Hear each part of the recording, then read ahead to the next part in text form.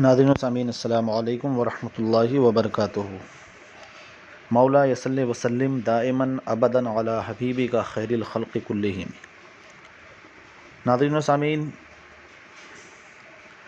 کتے کا بدن یا کپڑے سے مس ہو جانا یعنی چھو جانا، وہ انسان کے کپڑے کو ناپاک کرتا ہے کہ نہیں؟ مسئلہ ہے۔ سوال کیا کہ کتا کسی کے بدن سے چھو کر نکل گیا کپڑوں سے، کیا وہ کپڑے ناپاک ہیں؟ ناظرین کرام، یہ اس میں دو باتیں ہیں کہ کتا اگر سوکھا ہے، اس کے بدن پر کوئی نجاست بھی نہیں لگی اور اس کا بدن گیلا بھی نہیں ہے، اس کے بال سوکھے ہوئے ہیں اور وہ کتا صرف آپ کے جسم سے ایسی جگہ سے چھو گیا ہے، یعنی اس کے پیٹھ یا پیٹ آپ سے ٹچ ہوا اور وہ سوکھا تھا، آپ کے کپڑوں پر اس کا کوئی اثر نہیں محسوس ہوا، کوئی گندگی بھی اس کے جسم پر لگی ہوئی نہیں تھی، تو آپ کے کپڑے ناپاک نہیں ہوں گے بلکہ وہ پاک رہیں گے۔ لیکن ہاں، کتا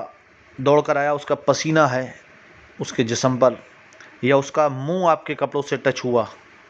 اس کا لعاب بھی ناپاک ہے، اس کا پسینہ بھی ناپاک ہے، یا پھر وہ اس پر کہیں سے پانی پڑ گیا، بھیگا ہوا تھا، اس کے جسم پر پانی کے اثرات تھے، یعنی بال بھیگے تھے، پھر اس کے بعد وہ آپ کے کپڑوں سے مس ہو گیا اور آپ کے کپڑوں پر اس کی نمی محسوس ہوئی، تو وہ آپ کے کپڑے ناپاک کر دے گا۔ اسی طرح اس نے کتا آیا اور آ کر اس کا منہ آپ کے کپڑوں سے لگ گیا، جس سے اس کا لعاب آپ کے کپڑوں سے لگ گیا، تو آپ کے کپڑے ناپاک ہوں گے۔ یا کتا دوڑ کر آیا تھا، پانی نہیں بلکہ اس کے جسم کا نکلا ہوا پسینہ تھا، اس کا اثر آپ کے کپڑوں پر محسوس ہوا، وہ آپ کے کپڑوں سے مس ہوا اور وہ لگ گیا، تو وہ آپ کے کپڑوں کو ناپاک کر دے گا۔ لیکن اگر کتا سوکھا ہے اس کا بدن اور منہ بھی نہیں لگا، اور سوکھا بدن اگر آپ کے کپڑوں سے لگا ہے اور گیلے نمی کوئی چیز آپ کے کپڑوں پر محسوس نہیں ہوتی، تو آپ کے کپڑے ناپاک نہیں ہوں گے، آپ اس میں عبادت بھی کر سکتے ہیں، وہ کپڑے آپ کے پاک ہیں۔ برخلاف اس کے اگر خنزیر سوکھا ہو یا گیلا ہو، اگر آپ کے کپڑوں سے مس ہوتا ہے، تو شریعت مطہرہ نے اس کے مس ہونے کو ناپاک فرمایا، آپ کے کپڑے ناپاک ہو جائیں گے۔ اب اس کے جسم پر چاہے نجاست ہو نہ ہو، وہ گیلا ہو یا سوکھا ہو، اس کے جسم کا کوئی حصہ بھی آپ کے کپڑوں سے اگر مس ہوتا ہے تو وہ آپ کے کپڑوں کو ناپاک کر دے گا۔ اسی ناظرین کرام، حالانکہ